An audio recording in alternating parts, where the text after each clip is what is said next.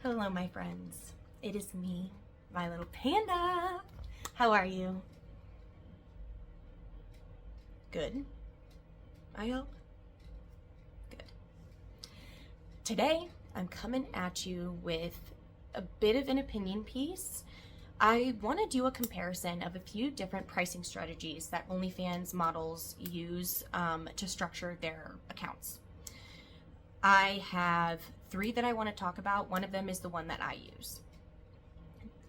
And most of the time, by the way, it's just a precursor before I start everything. Your pricing strategy, generally you come at it in a way to how can I make the most money possible?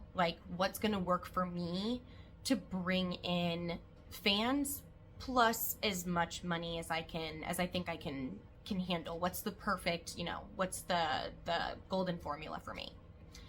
First is PPV, pay per view. That is a low to maybe zero subscription price, and everything is behind a paywall. So those are creators that kind of have it as like a social feed. Most of the time they're not really showing anything, but that's just based on my experience. But everything's behind a paywall. You get in the door, you get access quickly, and then your fans will decide if they want to spend any additional money. If they don't, they just fade out. If they do, you're making money both ways. Tip menus. Yes, there are whole pages kind of just surrounded by the tip menu. This is another no to low sub price strategy. Most of the time, you've got a low price, but that gets you in the door, and then the tip menu is typically really high. And yeah, maybe these ones are even generally more free most of the time. In all honesty, people will cycle in and out, say month to month, quarter to quarter. They'll put up new videos for purchase.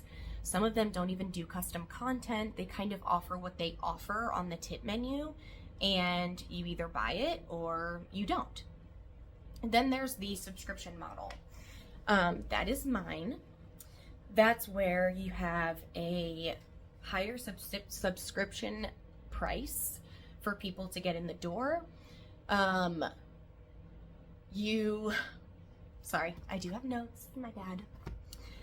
You do less pay-per-view, and then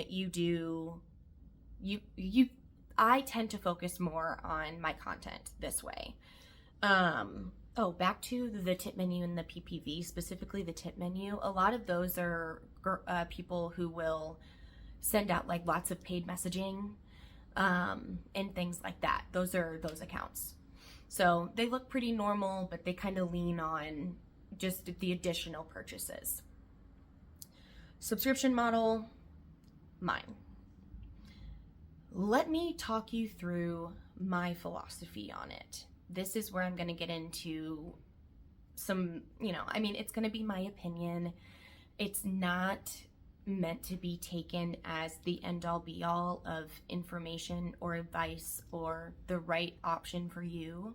So don't look at it like that. I'm kind of talking about what I know, what I like, and what I value in it, so that you can decide if you do or don't, and then continue on in your research if it's not. Okay, with that caveat in mind, my pricing philosophy,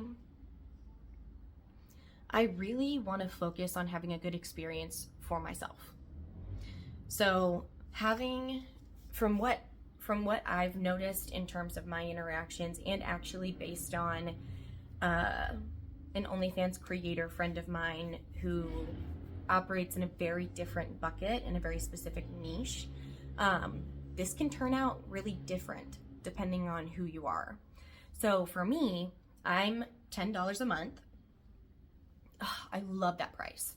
It's right in the middle of the road. It's not too high, not too low, won't turn most people off if they're really interested. They can try it out for a month. And I lay everything out. I have a really full, long bio that tells you exactly what you get for the money per month. And honestly, I think this is generally what most girls do. Like, that's what you'll see, like, included, you know, here is, I do this every day, every week, every, you know, whatever. I like doing that because people have to really decide to take a chance on you, and they spend money on you out the gate immediately. And so that makes them immediately more invested in you because they've put money in you. So they're hoping that your content is good, which ties back to wanting to focus on giving high quality content and producing high quality content that clicks with them, that they like, and that keeps them satisfied. When you have fans that pay, you know, a more standard price or even a higher price than mine, you know, whatever you want to charge, when you have fans that do that and prove that they're comfortable spending money when they feel like there's value there, that means that they retain a willingness to spend money. So you're gonna have a tip menu. You have a tip menu. I have a tip menu. I offer sexting sessions. I offer I offer honest dick ratings. And dude, that's $5 for written, $10 for a video, 3 minutes. And my fans see a shit ton of value in that. And so I really like providing that. They're gonna stick around. That's gonna give me kind of like my floor of income. That gives me the majority of my money, my subscription price. And then the people who come in, they know what they're going to spend. They understand what they're going to spend. They have the full freedom of like a completely optional setup in order to purchase extra content, right? That's your tip menu, that's your services, stuff like that. Fully optional, but they know they're getting a full size item for the purchase. When you do something like a tip menu or even a really low priced subscription model, I think it sets you up to kind of veer into free page territory where you get people who are already on guard, people who want things for free, or people who want things as easily and painlessly as possible. They're gonna go for that. And a lot of times they're kind of not very self-aware, and they're taking up a lot of your time. They're asking a lot of questions. Do you do this? What about this? You know, like back and forth, this bartering that they want to do. And it's not necessarily disrespectful, but it takes up so much of your time that having a slightly higher price, I'm like, it's what I found. Again, this is my opinion. It's what I found with my fans. I have, you know, pretty reasonable people, entertaining people, like people I get along with and I like. You know, they're the ones who put the investment forward first, and then they get to have a whole enjoyable experience. And, you know, a lot of times I like, anyway, I'm just gonna like repeat the same thing I've already said again. So my experience is generally good having a mid-range subscription price. And then my tip menu is reasonable too. And I've actually heard of creators using something called a sliding scale for some of their services. So if someone is like, doesn't have the budget to spend money on something, but they feel like they want it from you, you know, they're connecting with you, they like you, and they want to give you something, then creators will actually drop the price of an item to accommodate that person, which I think is just like a really sweet thing to do. And then, sorry, my cat just screeched. So you can do that, but having like mid-range to low prices for me doesn't feel like I'm undervaluing myself. So like my dick rating, my $10 dick rating, I love it. My fans love it. We have a ton of fun doing it. They're always surprised when I give it to them. And I love that feeling. And I know it's work. Like I have to set up my cameras and stuff like that. I understand that.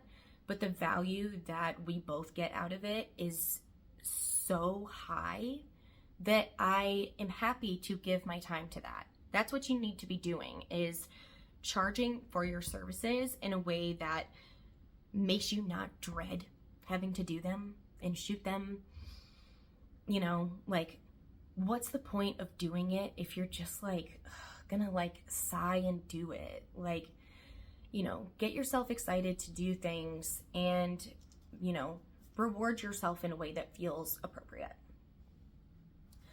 The other really nice thing about subscription prices is you have your floor, you have your base of income, which of course it fluctuates, it changes, but it is kind of guaranteed income when people come in. So when you want to build on your revenue and make more money, that's where your tip menu comes in, right? So your tip menu is really cool, like I said, because it helps me, it really helps me build relationships with my fans. It's just gone really, really well. The reverse of what that can do, though, is you could get too many requests.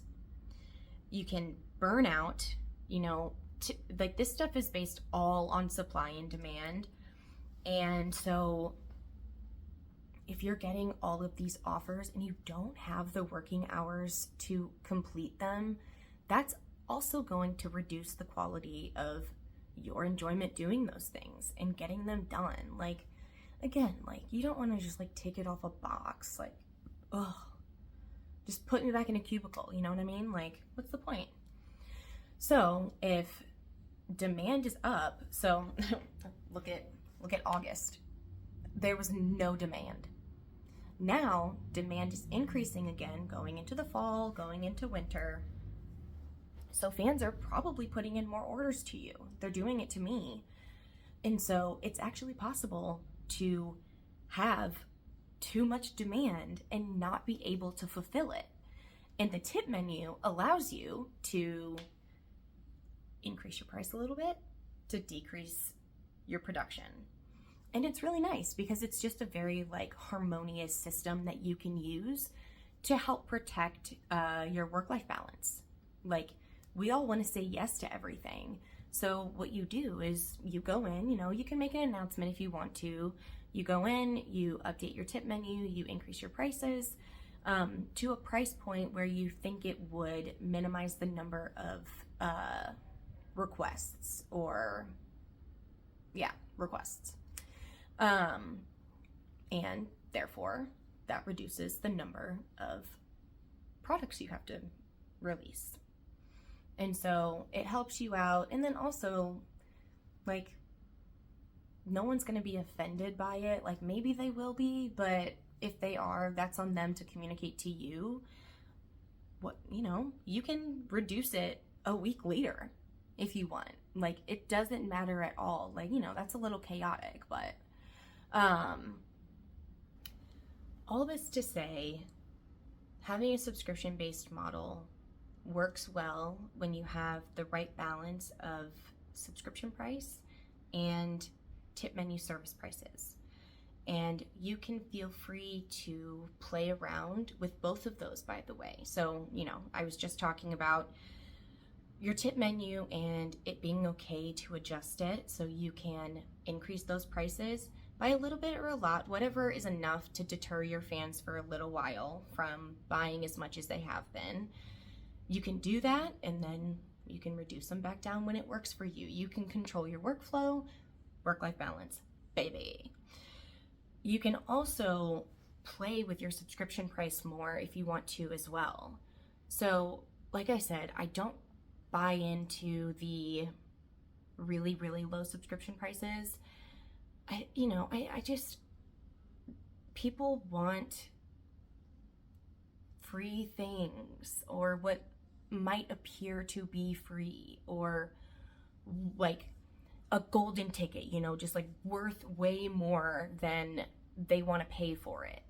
And so I want to try to get the right people in my door, and that's going to keep me smaller. My subscription price is going to keep me smaller. You know, I don't do pay-per-view on my paid page, and that is not making me as much money. So there's a lot of decisions that you have to make in this process and in setting up your page, and you should be flexible and remain flexible. Just like adding new services, removing services, learning about yourself and what you want to produce, you also learn about how to price and how to structure so that you are successful. So don't buy too much into any of this stuff. Like I said, you can, if you want to keep things a little more simple, if you really are worried that your price is, say, for example, turning people off, I wouldn't jump the gun. I would wait at least a couple weeks to really watch that pattern and see if you do want to increase the number of subscribers you're getting. Then try a reduction in your price, and vice versa. If you're actually getting more fans and more subscribers than you think, you could try to increase it by $2 and see, you know, play with what people are willing to spend and find where your value lies. So yeah, play with it. Don't be scared of it. Yeah, I ended up having like so many thoughts on this, and they intersect a lot. So I'm so sorry if this video was a little messy.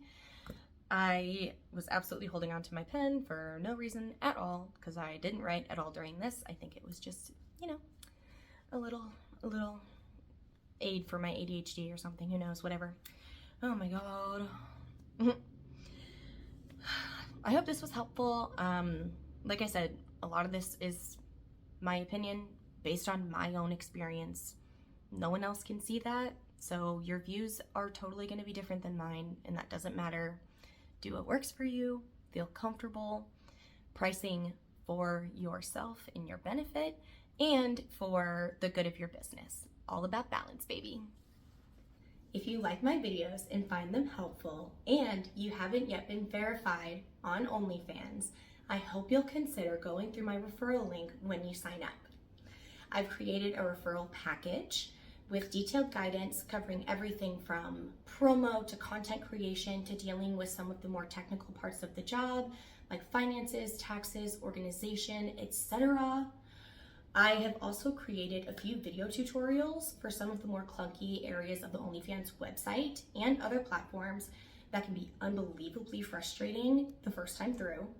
Most importantly, I will be a constant resource for you to ask questions, share ideas, or just to vent. Helping me out with this doesn't take a dime from your earnings. You would only be allowing me to take a portion of the 20% that OnlyFans already takes out for themselves. Better me than them. I will share the link along with all my others in the description, and I would love to hear from you.